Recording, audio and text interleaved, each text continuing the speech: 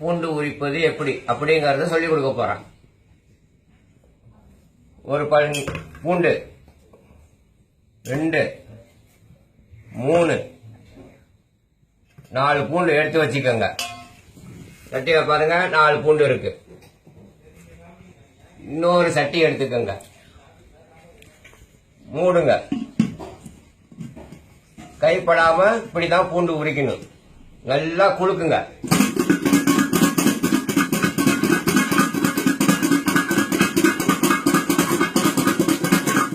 இப்படி நல்லா குலுக்கணும்.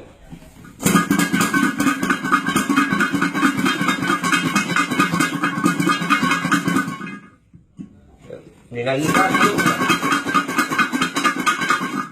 குலுக்கி லேசா மோந்து பாருங்க, வாசம் அடிக்கும். வாசம் அடிச்சா பூண்டு உறிஞ்சிருச்சு. இல்ல இன்னும் கொஞ்சம் குலுக்குங்க.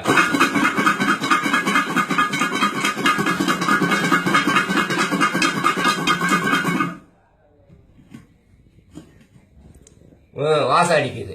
இப்ப பாருங்க, பூண்டு உறிஞ்சிருச்சு. இப்ப பாருங்க, தோல் எல்லாம் மேல வந்துடும். தோல் எல்லாம் வந்துருச்சு. பூண்டை பாருங்க, அழகா உரிச்சாச்சு.